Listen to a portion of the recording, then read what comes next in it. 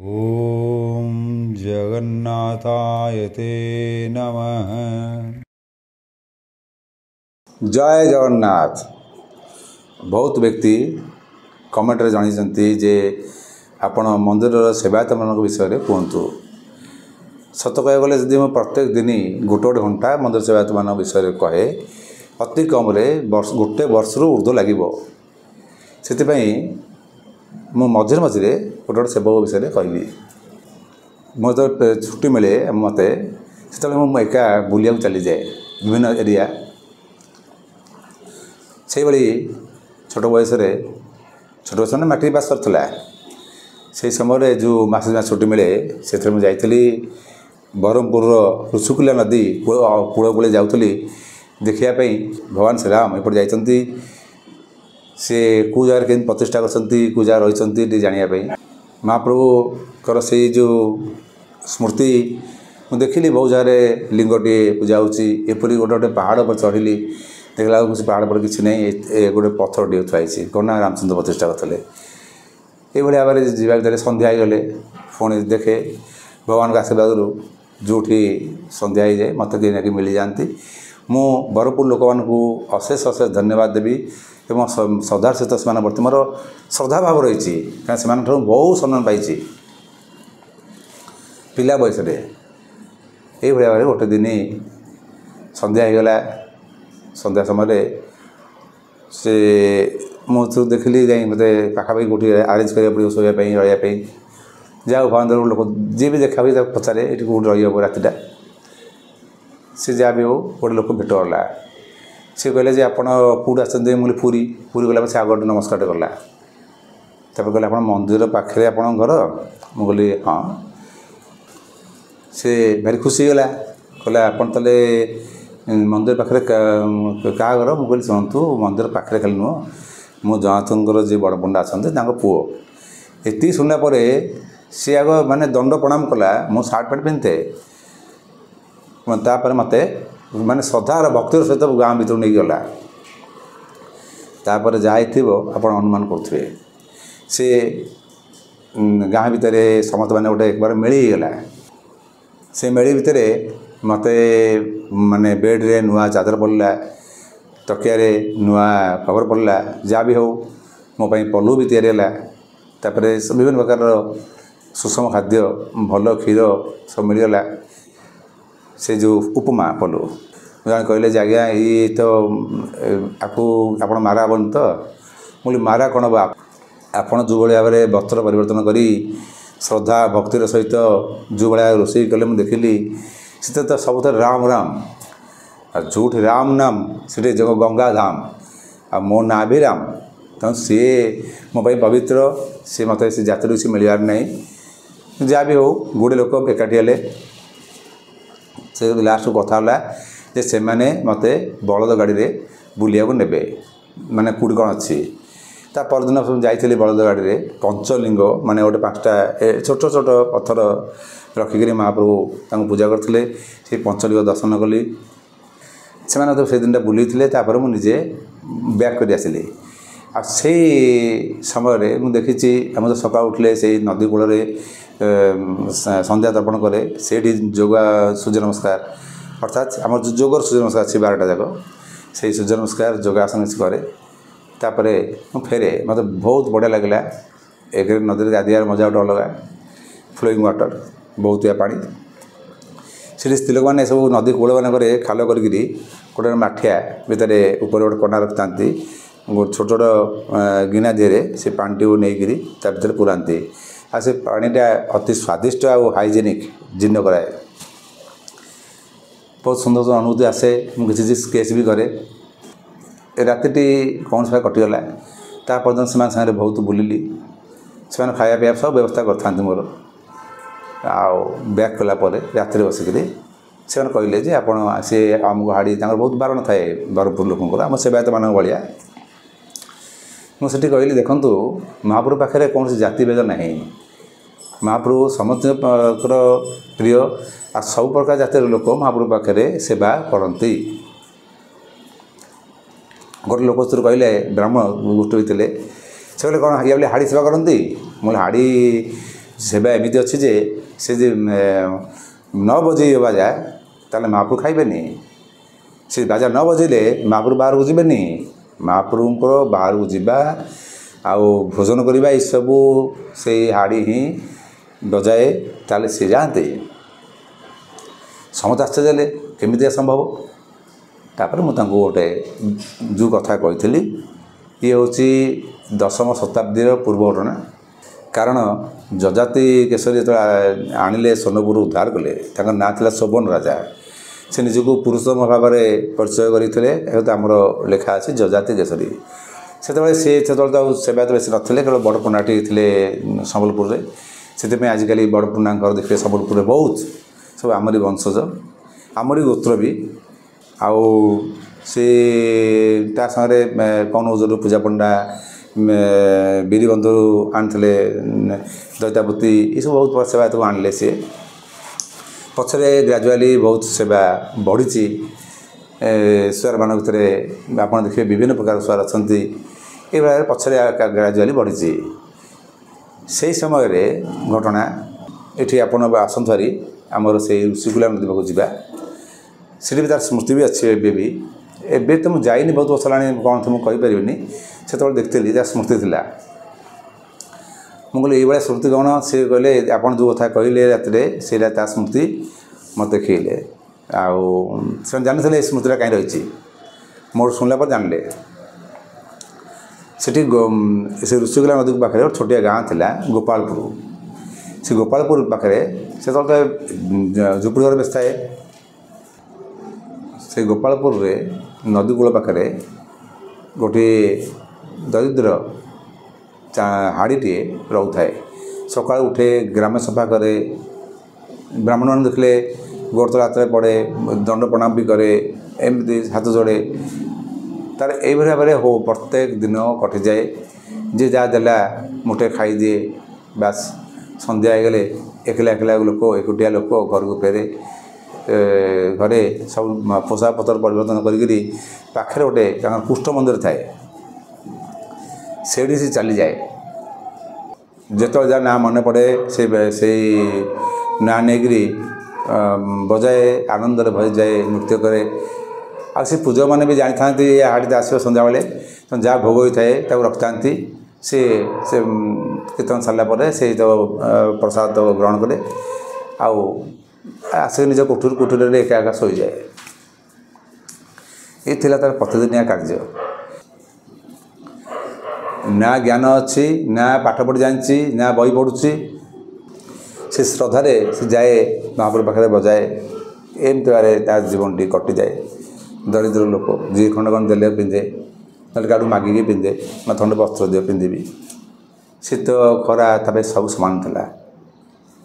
ଆଉ ସେ ଗରିବ ଲୋକଟି, ଗରିବ ହାଡ଼ି ଯାହାକୁ କହୁଛନ୍ତି, ଝାଡ଼ୁଦାରଟି, ଗୋଟେ ଦିନ ଏକା ହେଇଛି। ସେଇ ଜାଗାକୁ ବି ଯାଆନ୍ତିନି ରାତିରେ। ରାତି ହେଲେ ସେ ଜାଗାକୁ ଯେଉଁମାନେ ଯାଆନ୍ତି ସେମାନେ ମରିଯାଆନ୍ତି। କାରଣ ସେଠି ଗୋଟେ ପାଖରେ ଗୋଟେ ବିରାଟ ବରଗଛ ଥାଏ। ସେ ବରଗଛ ପାଖରେ ଗୋଟେ ବ୍ରହ୍ମରାକ୍ଷସ ଥାଏ। କିନ୍ତୁ ହାଡ଼ି କହେ ଯେ ମୁଁ ମରିଗଲେ ମଧ୍ୟ ବି ଶାନ୍ତି ପାଇବି, ଏଇ ଯେଉଁ ନର୍କ ଜନ୍ମରୁ ଉଦ୍ଧାର ପାଇବି, ପ୍ରଭୁଙ୍କ ନାଁ ନେଇ ତ ମରିବି, ପ୍ରଭୁଙ୍କ ଆଗରେ ତ ମରିବି, ଆହୁରି ସୌଭାଗ୍ୟ କ'ଣ ଅଛି। କିନ୍ତୁ ତା'ର କିଛି ହୁଏନି, କିଛି ତା'ର ହୁଏନି। ଲୋକ ଭାବନ୍ତି ଯେ ହାଡ଼ି ବିଲିଆ ସେ ବ୍ରହ୍ମରାକ୍ଷସ ସ୍ପର୍ଶ କରୁନି, କାରଣ ବ୍ରହ୍ମରାକ୍ଷସ ତ ସମସ୍ତଙ୍କୁ ଛୁଇଁବନି ନା। ଏ ତ ଚାଣ୍ଡାଳଟେ, ଆଉ ଦେହ ତ ମାରା, ଆଉ କ'ଣ ଛୁଇଁବ କ'ଣ? ଏଇଭଳି ଭାବରେ ଲୋକଙ୍କ ଧାରଣା ଥାଏ। ଦିନେ ବଡ଼ ଗୋଟେ ଏକାଦଶୀ ଅଛି, ହାଡ଼ି କ'ଣ ଜାଣୁଛି ଏକାଦଶୀ, ସିଏ ସେଦିନ ତାକୁ କିଛି ଖାଇବାକୁ ମିଳେନି। ତେଣୁ ଅଭିମାନରେ ସେ ମନ ତ ଦୁଃଖ ଥାଏ। ଆପଣ ଜାଣିପାରୁଥିବେ ଏକଲା ଲୋକଟା ରହିଲେ କ'ଣ ଭାବନା ଥିବ। ତ ସେ ପାଣି ପିଇବା ବୋଧେ ଭୁଲି ଯାଇଛି। ସେଦିନ ଯାଇକରି ଜୋରରେ କୀର୍ତ୍ତନ କରିଛି, ହାଲିଆ ବି ହେଇଯାଇଛି। ଏତେ ମଜିଗଲା କୀର୍ତ୍ତନ ଯେ ସେ ବେହୋସ ବି ହୋଇଗଲା। ଉଠିଲା, ସେ ଆସିଲା, ଦେଖିଲା, ଚିତା ଆସିଲା, ଦେଖିଲା ତା'ର ସେ ଯେଉଁ ଖାଦ୍ୟଟି ପ୍ରସାଦ ବଢ଼ା ହେଇଥିଲା, ଗୋଟେ ବିରାଟ ଭୟଙ୍କର ଲୋକଟା ବସି ଖାଉଛି। ସେ ଯାଇକି ତା ପାଖକୁ ଗଲା, ଯାଇକି ଦେଖିଲା ଗୋଟେ ବହୁତ ଭୟଙ୍କର। ତା ପାଖକୁ ତ ଗଲା, ଦେଖିଲା ସେ ଆଗକୁ ତ ଅନେଇଛି, ତା ଛାତିଟା ଦକ୍କିନା ହେଇଗଲା। ଲାଲ ଲାଲ ଆଖି ହେଇଛି, ବଡ଼ ଲୋକଟେ, ଜଜାକ ରୁମ ବାଳ। ଏଭଳି ଭୟଙ୍କର ମୂର୍ତ୍ତି ବି ସେ ତ କେବେ ଦେଖିନଥିଲା। ଏଭଳି କିଏ ଲୋକ, ଏ ଜୀବନ ପଶୁ। ତାପରେ ମନେ ପଡ଼ିଲା ବ୍ରହ୍ମରକ୍ଷାସ। କହିଲା ସେ ହାତ ମନେ ଅଛି, ସେ ଜାଣିଛି ବ୍ରହ୍ମରକ୍ଷାସ।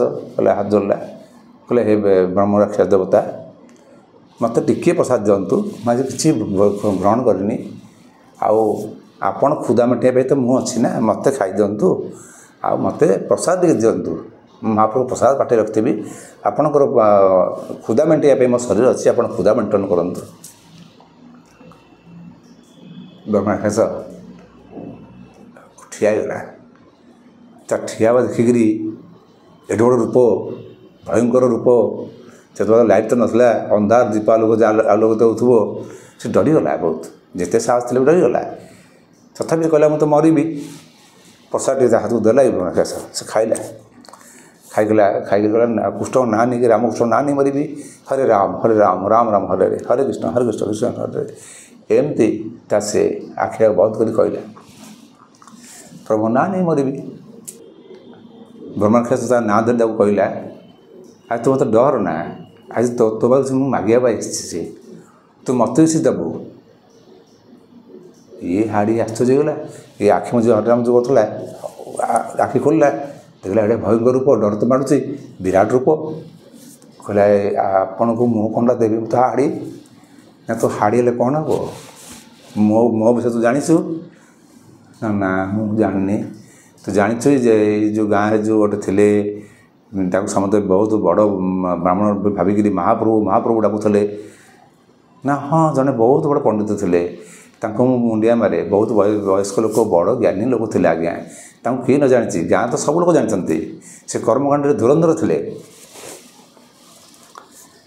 ନା ସେଇ ଯେଉଁ ବ୍ରାହ୍ମଣ ଯେଉଁ କହୁଛୁ, ବଡ଼ ବ୍ରାହ୍ମଣ ଥିଲେ, ମହାପ୍ରଭୁ ବୋଲି ଯେଉଁ ଲୋକ ଡାକୁଥିଲେ, ସେଇ ବ୍ରାହ୍ମଣ ହେଲେ ମୁଁ ନିଜେ। ହାଡ଼ି ଆଶ୍ଚର୍ଯ୍ୟ ହେଲା, କହିଲା ଆପଣ ତ ଏଠି ଯଜ୍ଞ କେତେ କଥା କରୁଛନ୍ତି, ଆପଣ ମହାପୁଣ୍ୟାତ୍ମା ଲୋକ, ଆପଣଙ୍କ ପାଦସ୍ପର୍ଶ ମୁଁ ହାଡ଼ି ବୋଲି ଛୁଏଁନି। ସେ ଆପଣ ଚାଲିଗଲା ପରେ ଆପଣ ଧୂଳି ଟିକେ ନେଇ ମୁଣ୍ଡରେ ମାରିକି ଭାବେ ମୁଁ କୃତ୍ୟ ହେଇଗଲି, ମୁକ୍ତି ପାଇଯିବି। ଆଉ ଆପଣ ପୁଣି ବ୍ରହ୍ମରକ୍ଷାସ କେମିତି ହେଲେ? ନା ଶୁଣୁ, ମୁଁ ସିନା କର୍ମକାଣ୍ଡ ଏରିଆ ଜାଣିଥିଲି, ଆଉ ଏଇ କର୍ମକାଣ୍ଡ ମୋର ଦେହରେ ମୋ ମୋତେ ବହୁତ ଗର୍ବ ଥିଲା, କାରଣ ମୋ ଭଳି ବ୍ରାହ୍ମଣ ମୋତେ ଆକ୍ଚୁଆଲି ସେଠି ପାଖରେ କି ନଥିଲେ। ଆଉ ସେଇ କର୍ମକାଣ୍ଡି ବଳରେ ଲୋକମାନେ ମୋ ପାଖକୁ ଆସନ୍ତି, ବିଶ୍ୱାସରେ ଆସନ୍ତି। କେତେବେଳେ କ'ଣ ବି ଇଚ୍ଛା ହୁଏ ଛାଡ଼ିଦିଏ, ଯାହା ସେମାନେ ଦିଅନ୍ତି ମୋତେ। ଏପରିକି ଭଗବାନ ଦେଉଥିବା ଜିନିଷ ମଧ୍ୟ ବି ମୁଁ ନିଜ ପରିବାର ଭିତରେ ନେଇକି ଖର୍ଚ୍ଚ କରିଦିଏ। ଯେଉଁଗୁଡ଼ା ଭଗବାନଙ୍କୁ ଅର୍ପଣ କରିବା କଥା, ତାକୁ ବି ଅର୍ପଣ କରେନି, ମୁଁ ନିଜ ପରିବାରରେ ନେଇକି ନିଜେ କୁଟୁମ୍ବକୁ ଦିଏ, ନିଜେ ବି ଖାଏ। ଆଉ ସତ କହିବାକୁ ଗଲେ କେତେ ଗୁଡ଼ିଏ ଜିନିଷରେ ମୁଁ କିଏ କରୁଛି ଛାଡ଼ି ବି ଦିଏ। ସେମିତି କରେ ବି ଠିକ୍ସେ କରେନି, ଲୋକମାନେ ଧରିପାରନ୍ତିନି ମୋ ସତତାରେ। ବେଳେ ଭାବେ ଲୋକଟା ତ ମୂର୍ଖ, ବୁଝିପାରିପାରୁନାହାନ୍ତି, ତେଣୁ ଛାଡ଼ିକି କରିଦିଏ, ଲୋକ ବୁଝିପାରନ୍ତିନି। କିନ୍ତୁ ମୁଁ କ'ଣ କରୁଛି, କ'ଣ ଛାଡ଼ୁଛି, ତାକୁ ତ ଜଣେ ଦେଖୁଛି ନା। ଯେତେବେଳେ ମୋର ଦେହ ତ୍ୟାଗ କଲି, ମରିଗଲି, ସେତେବେଳେ ମୁକ୍ତି ମୁଁ ପାଇଲିନି। କାରଣ ମୁଁ ତା ପୂର୍ବରୁ ପ୍ରଭୁଙ୍କ ନାଁରେ ଖାଇଛି, ପ୍ରଭୁଙ୍କ ନାଁରେ ନେଇଛି। ଲୋକଙ୍କୁ କହିବି ଉପାସ କରିଛି ବୋଲି, ଉପାସ ନ କରି ମୁଁ ଭୋଜନ କରେ। ଯଜ୍ଞ କଲାବେଳେ ବି ବହୁତ ଜିନିଷ ମନ୍ତ୍ର ଛାଡ଼େ, ଯେଉଁଟା ଠିକ୍ ସେ ବୋଲା କଥା ନ ତାକୁ ଠିକ୍ ସେ ବୋଲେ ତ ପାରେନି, କିନ୍ତୁ ବଡ଼ ପାଟି କରି ବୋଲି ଦିଏ। ଲୋକମାନେ ଭାବନ୍ତି ଏଇ ବହୁତ ବଡ଼ ବ୍ରାହ୍ମଣ। ତେଣୁ ଲୋକମାନଙ୍କର ଯେଉଁ ବିଶ୍ୱାସଘାତକତା ମୁଁ କଲି, ଦେବଧନ ଅପହରଣ କରିଛି, ଏସବୁ ପାପରେ ମୁଁ ଭାଗି ହେଇ ବର୍ତ୍ତମାନ ବ୍ରହ୍ମରକ୍ଷାସ ହେଇଛି। ହାଡ଼ି ଏତେ ଶୁଣିଲା ପରେ କହିଲା, ଆରେ ଏଭଳି ଲୋକ ଯଦି ବ୍ରହ୍ମରକ୍ଷାସ ଚାଲିଲା, ତାହେଲେ ମୁଁ ମଲେ କ'ଣ ନ ହେବି। କହିଲା ଡାକିଲା, ହେ ମହାପ୍ରଭୁ ବ୍ରାହ୍ମଣ ଦେବତା, ଆପଣ ତ ବ୍ରହ୍ମରକ୍ଷାସ ହେଇଗଲେ, ତାହେଲେ ମୋ ଭଳିଆ ହାଡ଼ି ଲୋକ ଏ ମଲେ ତ ପିଶାଚ କି ଆଉ କ'ଣ ହେବ? ଆପଣ ତ ଭାଗ୍ୟ ଜାଣିପାରୁଥିବେ, ମୋତେ ଟିକେ କୁହନ୍ତୁ। ନା ଜାଣିପାରୁଛୁ ବୋଲି ତୋତେ କହିଲି ତୁ ମୋତେ ଦେବୁ। ନା ମୁଁ ତୁମକୁ କ'ଣ ଦେବି? ନା ଆଜି ତୁ ଯେଉଁ କୀର୍ତ୍ତନ କରୁଥିଲୁ, ପ୍ରଭୁ ନାଁ ନେଇକିରି ଯେଉଁ ଭାବରେ ଭଜି ଯାଇଥିଲୁ, ଆଜି ଦିନ ଯାକ ତୁ ଖାଦ୍ୟ ଖାଇନୁ, ଜଳ ପାନ କରିନୁ, କି ଖାଇନୁ କି ପିଇନୁ, ଆଜି ତୋ ଯେଉଁ ପୁଣ୍ୟବଳ, ଏଇ ଯେଉଁ ଏକାଦଶୀ ଆଜି ଥିଲା, ସେ ପୁଣ୍ୟବଳଟି ମୋତେ ଆଜି ତୁ ପାଣି ଟିକେ ଯଦି ଦେଇଦେବୁ, ତାହେଲେ ମୁଁ ସେ ପୁଣ୍ୟବଳଟି ନେବି ତୋଠୁ। ତା ପ୍ରତିବଦଳରେ ତ ବହୁତ ଜିନିଷ ଦେବି। ନା ନାଇଁ ମୋର କିଛି ଦରକାର ନାହିଁ, ମୁଁ ତ କହୁଛି ମୋତେ ମାରିଦିଅନ୍ତୁ, ମୁଁ ମୁକ୍ତି ପାଇଯିବି, ଆଉ ମୁଁ ଆପଣଙ୍କୁ କ'ଣ ନେବି? ନା ତତେ ମୁଁ ମାରିପାରିବିନି ରେ। ନା କାହିଁକି ନା ତୋ ପାଖରେ ସଦାସର୍ବଦା ଭଗବାନଙ୍କୁ ମୁଁ ଦେଖୁଛି, ତୋ ପାଖରେ ସଦାବେଳେ ଭଗବାନ ଅଛନ୍ତି, ଭଗବାନ ଶ୍ରୀକୃଷ୍ଣ ଅଛନ୍ତି। ହାଡ଼ି ଆଶ୍ଚର୍ଯ୍ୟ ହେଲା, ମୋ ପାଖରେ କେଉଁଠି ଭଗବାନ ଶ୍ରୀକୃଷ୍ଣ, ମୋ ପାଖରେ କେଉଁଠି ନାରାୟଣ ଅଛନ୍ତି, ମୁଁ ଜାଣିପାରୁନି। ହାଡ଼ି କହିଲା ଆଚ୍ଛା ଆଜି ତ ଏକାଦଶୀ ଦ୍ୱାଦଶୀ, ମୁଁ ତ ଜାଣିପାରୁନି, ମୂର୍ଖ ଲୋକ, ମୋତେ କ'ଣ କରିବାକୁ ପଡ଼ିବ? ଆପଣ ମାଗିବେ ମୁଁ ଦେବିନି, ଏଇଟା ଗୋଟେ ସମ୍ଭବ ନୁହଁ। ଯାହା କୁହନ୍ତୁ କ'ଣ କରିବେ? ଯେ ତ ପାଣି ଆଣିବ କେଉଁଠୁ? ନା ଦେଖ ପାଣି ନଥାଉ ତାହେଲେ ମୁଠା କରିକି କହ ଯେ ହେ ପ୍ରଭୁ, ଆଜି ମୋର ଯେଉଁ ପୁଣ୍ୟବଳ ଅଛି ମୁଁ ଏଇ ବ୍ରହ୍ମରାକ୍ଷସକୁ ଦାନ କଲି, ସେତିକି ଖାଲି କହି ହାତଟା ଖୋଲିଦେ। ସେ ହାତଟା ମୁଠା କରି କହିଲା, ହେ ପ୍ରଭୁ, ମୋର ବହୁତ ହାଡ଼ି ଲୋକ, ଆଜିର ଯେଉଁ ପୁଣ୍ୟବଳଟା ଅଛି ଏଇ ବ୍ରହ୍ମରାକ୍ଷସକୁ ମୁଁ ଏଇଟା ଦାନ କଲି। ଏତିକି ଶୁଣିକି ହାତ ଖୋଲିଦେଲା ପରେ ବ୍ରହ୍ମରାକ୍ଷସଟି ସୁନ୍ଦର ଭାବରେ ଗୋଟେ ଦେବମୂର୍ତ୍ତି ଭଳିଆ ରୂପ ଧାରଣ କଲା। ତାକୁ ପ୍ରଥମ ପୂର୍ବ ରୂପକୁ ଆସିଲା, ଇଏ ଚିହ୍ନିଗଲା, କହିଲା ଆରେ ଆପଣ ସତ୍ୟରେ ତ ମହାପ୍ରଭୁ ବ୍ରାହ୍ମଣ ଦେବତା କହିକରି ଆଗ ଦଣ୍ଡ ପ୍ରଣାମ କଲା। ସେ କହିଲା ତୁ ପ୍ରଣାମ କରନା। ବର୍ତ୍ତମାନ ଦେଖ, ବର୍ତ୍ତମାନ ମୁକ୍ତି ହେବାକୁ ଯାଉଛି, ମୁଁ ଜନ୍ମ ନେବି ଆଉ ଥରେ, ମୁକ୍ତି ସମ୍ପୂର୍ଣ୍ଣ ହେଇପାରିବିନି, କିନ୍ତୁ ଦେବଲୋକ ଯିବି ଏଇନେ। ସେ ଦେବତା ରୂପ ଧାରଣ ହେଇଗଲା। ଏସବୁ ହାଡ଼ି ଦେଖୁଛି, କହିଲା କି ଚମତ୍କାର, କେତେ ସୁନ୍ଦର ପୁରୁଷ ହୋଇଗଲେ, ମୁଁ କ'ଣ ମୋ ପାଖରେ ପୁଣ୍ୟ? କହିଲେ ମୁଁ ତ ମୂର୍ଖ ଲୋକ ଆଜ୍ଞା, ମୁଁ ଆପଣଙ୍କୁ କ'ଣ ମାଗିବି? ତେଣୁ ଆପଣ ତ ଜ୍ଞାନୀ ଲୋକ, ଯାହା ମୋର ଭଲ ତାକୁ ମୋତେ କୁହନ୍ତୁ। ବ୍ରହ୍ମରାକ୍ଷସ ତ ମାନେ ବ୍ରହ୍ମରାକ୍ଷସ ଜନିରୁ ମୁକ୍ତି ହେଇଗଲାଣି। କହିଲେ ଦେଖେ, ମୁଁ ତୋତେ ଗୋଟେ ଜିନିଷ କହିବି, ପ୍ରଭୁଙ୍କ ପାଖରେ ଏତିକି ପ୍ରାର୍ଥନା କରିବି, ମୋର ଯାହା କିଛି କର୍ମବଳ ଅଛି ତୋତେ ସେ ଦର୍ଶନ ଦିଅନ୍ତୁ। କହିଲେ ଆହା, ମୁଁ ଏଇ ଚର୍ବ ଆଖିରେ ପ୍ରଭୁଙ୍କୁ ଦେଖିବି, ଆଉ ଗୋଟେ ସୌଭାଗ୍ୟ କ'ଣ ଅଛି? ହଉ ମୋତେ ଏତିକି ଆଶୀର୍ବାଦ କରନ୍ତୁ, ଆଉ କିଛି ଦରକାର ନାହିଁ। ତାପରେ ବ୍ରହ୍ମରାକ୍ଷସ ବାହାନ ହେଇଗଲା। ଏ ସବୁ ଗୁଡ଼ାକ ତା ପାଇଁ ଥିଲା ସ୍ୱପ୍ନ ଭଳି, ସେ କିଛି ବୁଝିପାରିଲାନି। ଯାଇକରି ଦଣ୍ଡ ପ୍ରଣାମ କଲା ସେ ଦ୍ୱାରରେ, ସେ ମନ୍ଦିର ଦ୍ୱାର ପାଖରେ। ସେତେବେଳେ ସେ ମନ୍ଦିର ଦ୍ୱାର ପଡ଼ିଯାଇଛି। ବଡ଼ ଆଶ୍ଚର୍ଯ୍ୟ ବିସ୍ମୟରେ ସେ ବିଚରା ଉଠିଲା, ଆଉ ଧୀରେ ଧୀରେ ଘରକୁ ଆସିଲା। ଘର କହିଲେ କ'ଣ? ବଡ଼ ଝୁପୁଡ଼ି ବସ୍ତିଟେ, ଗୋଟେ ଛୋଟିଆ ରୁମ୍ଟେ, ଘରଟିଏ, କୋଠରୀଟିଏ, ଝୁପୁଡ଼ି କୋଠରୀଟିଏ। ସେ ଦୁଆର ପାଖରେ ଖଣ୍ଡିଆ ସପ ଆରି ଦେଇ ସେ ଆଜି ଶୋଇପଡ଼ିଛି, ହାଲିଆ ହେଇଯାଇଛି, ଖାଇନି ପିଇନି।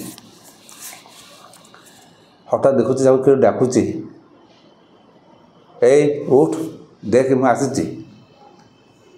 ସେ ଉଠି ଦେଖୁଛି ଯେ ଗୋଟେ ତେଜସ୍ୱୀ ଆଲୋକ ଚତୁର୍ଭୁଜ ହେଇଛନ୍ତି ମହାପ୍ରଭୁ, ଚକଚକ ରାଧା ପଦ୍ମ। କହିଲା ହେ ପ୍ରଭୁ, ଆପଣ ତା ପାଟିର କଥା ବାହାରୁନି। ସେ ହାତ ଯୋଡ଼ାଇ ଭୁଲିଗଲା, ଅନ୍ୟ କାଠ ଭଳି ରହିଯାଇଛି। ତାପରେ ସେ ଆସ୍ତେ ଆସ୍ତେ କୃଷ୍ଣଙ୍କର ମୂର୍ତ୍ତି ରୂପ ଧାରଣ କଲେ। ତାପରେ ଟିକେ ପ୍ରକୃତିସ୍ଥ ହେଲା, କହିଲା ହଁ ମୋତେ ବ୍ରହ୍ମରାକ୍ଷସ ଆଶୀର୍ବାଦ କରୁଥିଲା, ମନେ ପଡ଼ିଲା ତାର। ସେ ଲାଗେ ଦଣ୍ଡ ପ୍ରଣାମ କରିଛି, ହାତ ଯୋଡ଼ି ମୁଣ୍ଡିଆ ମାରିଲା ବେଳକୁ ସବୁ ଶୂନଶାନ। କହିଲା ଆରେ ମୁଁ ସ୍ୱପ୍ନ ଦେଖୁଥିଲି, ସେଠି ବ୍ରହ୍ମରାକ୍ଷସ, ଏଠି ଭଗବାନ ବିଷ୍ଣୁଙ୍କୁ, ପୁଣି ଭଗବାନ ଶ୍ରୀକୃଷ୍ଣଙ୍କୁ ଦେଖିଲି, ଆଉ କ'ଣ ସ୍ୱପ୍ନରେ ତୁମର ତ ଆନନ୍ଦ ପାଉଛି। ଏମିତି ଭାବି ଭାବି ଶୋଇପଡ଼ିଛି। ଉଠିଲା ବେଳକୁ ଦେଖୁଛି ସେ ସେଠି ଗାଁରେ ନାହିଁ ଆଉ। ଏବେ ସେ ଗାଁରେ ସେ ବରଗଛକୁ ଲୋକ ପୂଜା କରୁଛନ୍ତି ସେ ଗାଁରେ। ଆଉ ସେଦିନ ବ୍ରହ୍ମରାକ୍ଷସ ଗାଁରେ କେବେ ଦେଖା ଦେଇନି, କିନ୍ତୁ ଏଇ ହାଡ଼ିଟି ସେଇ ଜାଗାରେ ନାହିଁ। ହାଡ଼ି ଆସି ଉଠିଲା ଯେଉଁଠି ଆମର ଓଡ଼ିଆ ମଠ ହେଇଛି, ସେ ମଠ ପାଖରେ ଏଠୁ ଆରପଟକୁ, ଅର୍ଥାତ୍ ପଶ୍ଚିମ ଦ୍ୱାର ପଟେ ପାଖରେ ସେ ହାଡ଼ିଟି। ସେତେବେଳେ ତ ଜଙ୍ଗଲ ଥାଏ, ମନ୍ଦିର ଏତେ ତ ଭଲ ନଥିଲା। ସେ ଉଠିଲା ବେଳକୁ ଦେଖିଲା ଗୋଟେ କ'ଣ ଗୋଟେ ଆଉ ଗୋଟେ ଜାଗାରେ ଉଠିଛି, ବିରାଟ ମନ୍ଦିର ଠିଆ ହେଇଛି। କହିଲା ମନ୍ଦିର ଠିଆ ହେଇଛି ତ ଜଗନ୍ନାଥ ମନ୍ଦିର ଭଳି ଲାଗୁଛି, ଏଠି ମୁଁ କେମିତି ଆସିଲି? ଚାହୁଁ ଚାହୁଁ ରଜା ଆସି ପହଞ୍ଚିଗଲେ, ସେବାୟତମାନେ ଆସି ପହଞ୍ଚିଗଲେ, ପଣ୍ଡା, ବଡ଼ ପଣ୍ଡା, ସିଙ୍ଗାରୀ ସବୁ ଆସି ପହଞ୍ଚିଗଲେ। ସେ ସମସ୍ତେ ଦେଖିଗଲେ, ହାତ ଯୋଡ଼ିକି ଠିଆ ହେଉଥିଲେ, କ'ଣ କିଛି ବୁଝିପାରୁନଥିଲେ କ'ଣ ହେଇଛି। ନା ବର୍ତ୍ତମାନ ତୁମେ ଆସ ଆମ ପାଖରେ ରହିବ। ମୁଁ ଆଜ୍ଞା ଆପଣଙ୍କୁ ଆଉ ଚିହ୍ନିନି। ନା ଚିହ୍ନିବା ଦରକାର ନାହିଁ, ଆସ। ସେ ରଜା ଯେଉଁ ଡାକୁଛନ୍ତି ଗଲେ। କହିଲେ ରଜା ନିଜେ ଯେତେବେଳେ ଆସିଲେ, କହିଲେ ପ୍ରଭୁ, ହେ ମହାରାଜ, ଆପଣ ମୁଁ ଟିକେ ଆସିଲି କେମିତି? ମୋତେ କାହିଁକି ଆପଣ ଡାକିକି ଆଣିଲେ? ମୁଁ କିଛି ବୁଝିପାରୁନି ଏଇଟା ମୋତେ ସ୍ୱପ୍ନ ସବୁ ଲାଗୁଛି।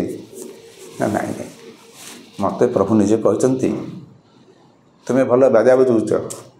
ନା ମୁଁ ତେଲିଙ୍ଗି ବାଦ୍ୟ ବଜାଏ। ଆଉ ସେଇ ଡୋଲିକି ବି ପଳେଇ ଆସିଛି। ଡୋଲିକି ପ୍ରଭୁ କେମିତି ଆସିଲା ମୋ ଘରେ ଦେଖିଲା, ରଜା କହିଲେ ଆଣ ଡୋଲିଟାକୁ। ସେ ତେଲିଙ୍ଗି ବାଦ୍ୟ ଡୋଲିଟା ଧରିକିରି ସୈନ୍ୟମାନେ ଆସି ପହଞ୍ଚିଲେ। ମନ୍ତ୍ରୀ ତାଙ୍କ ହାତରେ ଦେଲେ, ପାଠ ଖଣ୍ଡା ଥୁଆ ହେଇଛି। ବଡ଼ ଆଶ୍ଚର୍ଯ୍ୟ ହେଲା, ହାଡ଼ି ବିଚରା କ'ଣ ଜାଣୁଛି? ଆପଣ କହୁଛନ୍ତି ହାଡ଼ି? ପ୍ରଭୁ ଭାଇ ଭକ୍ତ ବଡ଼, ହାଡ଼ି ନୁହଁ, ଜାତି ନୁହଁ। ସେ କହିଲା ମୁଁ ତେଲିଙ୍ଗି ବାଦ୍ୟଟା ବଜେଇବି। ନା ହଁ ଧୁନିଆ ବଜା। ରାଗାରେ ପକେଇ ଦେଇ ଖୁବ୍ ବଜେଇଲା। କିନ୍ତୁ ତାର ତ ଅଭ୍ୟାସ ହେଇଯାଇଛି, ସନ୍ଧ୍ୟାବେଳେ ବଜେଇବ ହରେ କୃଷ୍ଣ କହିକିରି ହରେ କୃଷ୍ଣ, ତା ଯାହା ପାଟି ତାର ଆସିଲା ସେମିତି ପାଟି ନାହିଁ। ଦେଲେ ହରେ କୃଷ୍ଣ ମନେ କରୁଛି, ରାମ ରାମ ରାମ ରାମ ଯାହା ଆସିଲା ପାଗଳା ଭାଇରା ବଜେଇ ନାଚିଲା, ମଜିଗଲା। ସମସ୍ତେ ଦେଖୁଥାନ୍ତି କିଭଳି ଭାବରେ ସେ ଆନନ୍ଦରେ ମଜୁଥାଏ। ରଜା କହିଲେ ହେଇଗଲା। ସେ ମଝିରେ ସେନ୍ସଲେସ୍ ଅବସ୍ଥା ଆସିଲା। ତାର ସେନ୍ସ ଆସିଲା ଯେ ମୁଁ ରଜାଙ୍କ ସମ୍ମୁଖରେ ଲୋକମାନେ ଆଗରେ ବସି ବଜାଉଛି। ତାର ରାଜା କହିଲା ଭୁଲ ହେଇଗଲା, କ୍ଷମା କରିଦିଅନ୍ତୁ, କାରଣ ମୁଁ ଭୁଲ ହେଇଯାଇଥିଲି। ନା ନା ନା, ତୁମେ ଆଜି ରୁହ, କାଲି ତୁମକୁ କାମ ଦିଆଯିବ। ନା କେଉଁଠି କାମ? ତୁମେ ଏଇ ଘରେ ଆଜି ରୁହ। ସେ ବର୍ତ୍ତମାନ ରହିଲେ। ତାଙ୍କ ନୂଆ ନୂଆ ବସ୍ତ୍ର ଆସିଲା, ଭଲ ଘର, ଏଡ଼େ ସୁନ୍ଦର ରାଜବାସ।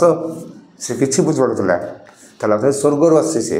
ଖାଦ୍ୟ ଆସିଲା, ସବୁ ଖାଇଲା। ରାତି ଶୋଇନି, କ'ଣ ହେବ ଏ କିଭଳିଆ ଜିନିଷ ଚାଲିଛି। ସକାଳେ ନିଜେ ରଜା ସୈନ୍ୟମାନଙ୍କୁ ଧରି ମନ୍ତ୍ର ସହିତ ତାକୁ ନେଇକରି ଗଲେ ଭଗବାନ ଶ୍ରୀମନ୍ଦିର ଭିତରକୁ। ତାଙ୍କୁ ଯାହା ନିର୍ଦ୍ଦେଶ ମିଳିଥିଲା ସେ ଅନୁସାରେ ସେ ଜୟ ବିଜୟ ଦ୍ୱାର ପାଖରେ ତାକୁ କହିଲେ ଯେ ଏଇଠି ତୁମେ ଠିଆ ହେଇଥାଅ, ଏଇଠି ବସ। ଯେତେବେଳେ ମହାପ୍ରଭୁଙ୍କର ପ୍ରସାଦ ଚଢ଼ିବା ଆରମ୍ଭ ହେବ, ଅର୍ଥାତ୍ ପୂଜା ପଣ୍ଡାମାନେ ଘଣ୍ଟି ମାରିବେ, ସେ ଘଣ୍ଟି ସବୁ ଶୁଣିଲା ପରେ ତୁମେ ବସି ତେଲିଙ୍ଗି ବାଦ୍ୟ ଏଇଠି ବଜେଇବ। କାରଣ ଦ୍ୱାର ଫ୍ରଣ୍ଟକୁ ଯିବନି, ଦ୍ୱାର ସାଇଡ଼୍କୁ। ବର୍ତ୍ତମାନ ଆମର ଯେଉଁ ଘଣ୍ଟି ଦ୍ୱାର ଅଛି ସେଇ ସାଇଡ଼୍କୁ ତୁମେ ବସି ବଜେଇବ। ତ ବାଜା ଶୁଣିଲେ ମହାପ୍ରଭୁ ଖାଇବେ। ନା ମୋ ବାଜା ଶୁଣିଲେ ମହାପ୍ରଭୁ ଖାଇବେ? ମୁଁ ତ ହାଡ଼ିଟେ ମାର୍କେଟରେ, ତୁମେ ଆଉ କିଛି କହିବା ଦରକାର ନାହିଁ। ତୁମେ ଯାହା କର୍ମ ଦିଆଗଲା ତାହା କର। ଆଉ ତୁମେ ବଜେଇଲେ ହିଁ ମହାପ୍ରଭୁ ଖାଇବେ। ତୁମେ ମନେ ରଖିଥାଅ, ମୁଁ ଅଛି, ଠିଆ ହେଇଛି। ମହାପ୍ରଭୁ ଭୋଗ ଆରମ୍ଭ କଲେ ତୁମେ ବଜେଇବ।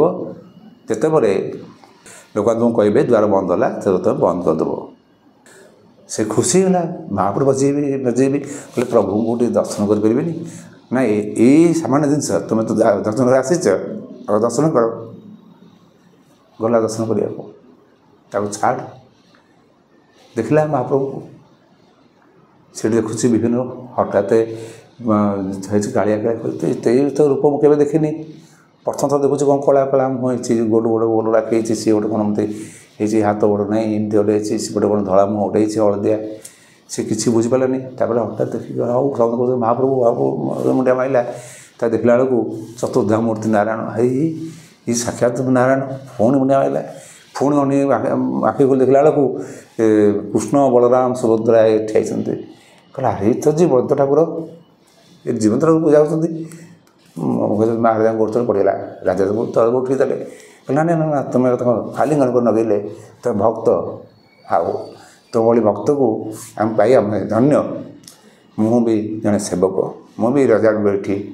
ରଜା ହେଉଛନ୍ତି କେବଳ ମହାପ୍ରଭୁ। ତେଣୁ ଜୀବନ୍ତ ମହାପ୍ରଭୁ। ନା ମୁଁ ବସିଲି ଖାଇବ ନା ହଁ ଯା। ଆଉ ହାଡ଼ିକି ସବାଳେ ଆସିଲା, ବଜିଆ ଆରମ୍ଭ କଲା। ପ୍ରଭୁ ଭୋଜନ ସରିଲା ପରେ ବଜିଆ ବନ୍ଦ କଲା। ସେଇ ପରମ୍ପରା ଆଜି ଆମ ମତେ ରହିଆସିଛି। ସେ ବଜିବାର ତା ନା ବଜନ୍ତରୀ ହେଇଗଲା। ସେଇ ବଜନ୍ତରୀ ପରିବାରଟି ଏବେ ବି ଅଛନ୍ତି। ଆଉ ସେ ପ୍ରଭୁଙ୍କର ଯେଉଁ 3 ଧୂପ ହୁଏ, 3 ଧୂପରେ ସେ ବଜେଇଲେ ପ୍ରଭୁ ଖାଇବେ। ପ୍ରଭୁ ଖାଦ୍ୟ ଭୋଜନ ସରିଲେ ସେ ବଜିବା ତାର ବନ୍ଦ ହେବ। ସେତିକି ବି ନୁହେଁ, ଯେତେବେଳେ ମହାପ୍ରଭୁ ଯିବେ ବାହାରକୁ ନା, ଏପରିକି ସୁଦର୍ଶନ ବି ବାହାରକୁ ଯିବେ ନା, ଯେତେବେଳେ ଇଏ ହାଡ଼ିଟି ବଜେଇ ଗଲେ, ପୁଆଁ ଏମିତି ବଜେଇ ଗଲେ ପ୍ରଭୁ ଯିବେ। ତା ପଛରେ ହାଡ଼ିର ଆଗରେ ଚାଲିଥିବ। ହାଡ଼ି ଭାବିଲା ମୁଁ କି ଭାଗ୍ୟବାନ। ରଜା କହିଲେ ତୋ ବଂଶ ବୃଦ୍ଧି କରିବାକୁ ପଡ଼ିବ, ନହେଲେ ତୋ ଜନ୍ମ କିଏ ହେବ ଏଇ କାମ କରିବା ପାଇଁ। ନା ମହାପ୍ରଭୁ ଯାହା ଆପଣଙ୍କର ଇଚ୍ଛା ଯାହା ରଜା ଆପଣ ଯାହା ବରାଦ ଦେବେ ମୋତେ କିଏ ବାହା ହେବ ନା ଜଗନ୍ନାଥ ପାଇଁ ଗୋଟେ ବାହାଘର ଠିକ୍ କରିଛନ୍ତି ନା ପ୍ରଭୁ ବାହା ଠିକ୍ ଅଛନ୍ତି ଖୁସିରେ ବାହା ହେଲା ତା'ର 12ଟା ସନ୍ତାନ ହେଲା ପରିବାର ତା'ର ବଢ଼ିଲା ତେଣୁ ସେ ତ ଦେହତ୍ୟାଗ ଆଜି ପରେ କାଲି କଲା ଆଉ ତାଙ୍କ ପରିବାରରେ ଯେଉଁମାନେ ରହିଲେ ସେମାନେ ଆଜି ମଧ୍ୟ ବି ଅଛନ୍ତି ବଜନ୍ତରୀ ନାମରେ ସେମାନେ ବାଜା ବି ବଜାଉଛନ୍ତି ଆଜୀବନ୍ତ ବି ଅଛନ୍ତି ଏପରିକି ଆମର ପାରମ୍ପରିକ ଦୃଷ୍ଟିରୁ ରାବଣ ବି ବାହାରିଲେ ରାବଣ ବାଲିସା ରାବଣ ତା ପଛପଟେ ମଧ୍ୟ ବଜନ୍ତରୀ ବାଜା ବଜାଏ ପରଶୁରାମ ବି ବାହାରିଲେ ତା ପଛପଟେ ମଧ୍ୟ ବଜନ୍ତରୀ ବାଜା ବଜାଏ ଏସବୁ ବିଧାନ ଏପରିକି ପ୍ରଭୁଙ୍କ କୌଣସି ଜିନିଷ ଯଦି ବୁହା ହେଇକି ଆସୁଥିବ ତାହେଲେ ବଜନ୍ତରୀ ବାଜା ବଜାଉଥିବ ଏବେ ମଧ୍ୟ ଆପଣ ଯିବେ ଦେଖିବେ ଘଣ୍ଟି ଦ୍ୱାର ସମ୍ମୁଖରେ ଗୋଟେ ଷ୍ଟାଣ୍ଡ ଥିବ କାଠଟେ ସେଠି ଘଣ୍ଟଟେ ମରା ହେଇଥିବ ସେ ଘଣ୍ଟ ସେ ବାଡ଼ଉଥିବ ଏଠି ବାଜା ବି ବଜାଉଥିବ ତେଲିଙ୍ଗି ବାଦ୍ୟ ଇଏ ହେଲା ବଜନ୍ତରୀର କାହାଣୀ ମୋ ପ୍ରଭୁଙ୍କ ପାଖରେ ହାଡ଼ି ମଧ୍ୟ କାମ କରେ ଏବେ ମଧ୍ୟ ବି ଆମର ଯେଉଁ ମନ୍ଦିର ସଫା କାର୍ଯ୍ୟ ହୁଏ ଶୋଧ ହରିକା ହୁଏ ସେଥିରେ ହାଡ଼ିର ସେବା ରହିଛି ତାକୁ କୁହନ୍ତି ହାଡ଼ି ସେବା ସେଇଟା ବହୁତ ଲୋକ ବି ଜାଣିଥିବେ ମୁଁ ଜାଣିନାହିଁ ଏପରି ସେବା ବର୍ତ୍ତମାନ ତ ବହୁତ ଲୋକ ଜାଣୁନାହାନ୍ତି କିଛି ଆଉ ବାହାର ଲୋକ କ'ଣ ଜାଣିବେ ତେଣୁ ଆପଣଙ୍କୁ ଏଇ ବଜନ୍ତରୀ କଥା ଆଜି ମୁଁ ଯେଉଁ କହିଲି କେମିତି ଲାଗିଲା ଜଣେଇବେ ଏଇଭଳି ଭାବରେ ମନ୍ଦିରର ପ୍ରତ୍ୟେକ ସେବାୟତଙ୍କ ପଛରେ କିଛି ନା କିଛି ଗୁପ୍ତ କାହାଣୀ ରହିଥାଏ ଆଉ ତାପରେ ମହାପ୍ରଭୁଙ୍କ ପାଖରେ ଗୋଟେ ସେବା ଯୋଡ଼ା ଯାଇଥାଏ এই ପ୍ରତି ସେବାୟତ ବିଷୟରେ ମୁଁ ଯଦି ଖାଲି ସେବାୟତ ବିଷୟରେ କହିବି ଆପଣମାନେ ଅନ୍ୟାନ୍ୟ ଜିନିଷ ଜାଣିପାରିବେନି ମୁଁ କଥା ଭିତରେ ମଝିରେ ଗୋଟେ ସେବାୟତଙ୍କ ବିଷୟରେ କହିଦେବି ତେଣୁ ଆପଣ ଜଣେଇବେ ଆଉ ଯଦି ମୁଁ ବହୁତ ଲୋକ ଘଣ୍ଟୁଆ ସବୁ ବିଷୟରେ ମୋତେ ପଚାରିଛନ୍ତି କହିବି ସେ ବିଷୟରେ ସେଇ ଗ୍ରୁପ୍ର ସେଇ ବଜନ୍ତରୀ ଗ୍ରୁପ୍ର ଘଣ୍ଟୁଆ କାରଣ ଆପଣ ଦେଖିବେ ଘଣ୍ଟି ଆପଣ ଜୈବିକ ଦ୍ୱାରରୁ ଘଣ୍ଟି ଦ୍ୱାର ଆସିଲା ବେଳକୁ ସେଠି ଗୋଟେ ଏମିତି କାଠ ଷ୍ଟାଣ୍ଡ ଏମିତି ମରା ଏମିତି ଟଙ୍ଗା ହେଇଥିବ ସେଠି ଗୋଟେ ଘଣ୍ଟ ଟଙ୍ଗା ହେଇଥିବ ସେ ଘଣ୍ଟା ମଧ୍ୟ ଆଙ୍କରି ବଂଶଜ ବଜାନ୍ତି ସେ ଘଣ୍ଟ ନ ବଜିଲେ ପ୍ରଭୁ ପହଣ୍ଡି ହେଇକି ଯିବେନି କେତେ ଖାଲି ବାହାରେ ନୁହଁ ଭିତରେ ବି କେତେ ଗୁଡ଼ିଏ କାମରେ ମଧ୍ୟ ଘଣ୍ଟ ବଜେଇବାର ବିଧାନ ଅଛି ଘଣ୍ଟୁଆ ସବୁ ବି ଅଛନ୍ତି ତେଣୁ ତାଙ୍କୁ ମଧ୍ୟ ବି କେତେ ଗୁଡ଼ିଏ ଜାଗାରେ ପ୍ରଧାନ ଟାଇଟଲ୍ ବି ଲାଗିଗଲାଣି ତ ସେ ବିଭିନ୍ନ ପ୍ରକାରର ପଛରେ ମିଶ୍ରିତ ହେଇଛି ପଛରେ କୁଆଡ଼େ ମିଶ୍ରିତ ହେଇଛି ସେ ବିଷୟରେ ମୁଁ କେତେବେଳେ ଆସିଲେ ଇତିହାସକୁ ନେଇ କହିବି କିନ୍ତୁ ଏଠିର ଇତିହାସ ନାହିଁ ଇଏ ପୂର୍ବତନର ବହୁତ ପୁରୁଣା ଜିନିଷ ଯାହାକି ସହଜେ ବୁଝି ବି ହେଉନି ସେ ପାଣ୍ଡୁଲିପି ଗୁଡ଼ାକ ଯେତିକି ଜଣା ପଡ଼ିଲା ସେତିକି ମୁଁ କହିଲି ବର୍ତ୍ତମାନ ମୁଁ ଏତିକି ରହୁଛି ଜୟ ଜଗନ୍ନାଥ ଯଦି ଆପଣମାନଙ୍କୁ ଆମର ଭିଡ଼ିଓଟି ପସନ୍ଦ ଆସିଛି ତେବେ ଏହିପରି ଭିଡ଼ିଓ ପ୍ରଥମେ ଦେଖିବା ପାଇଁ ଲାଇକ୍ ସେୟାର ଆଣ୍ଡ ସବସ୍କ୍ରାଇବ୍ କରି ପାଖରେ ଥିବା ବେଲ୍ ଆଇକନ୍କୁ ପ୍ରେସ୍ କରନ୍ତୁ। Thank you.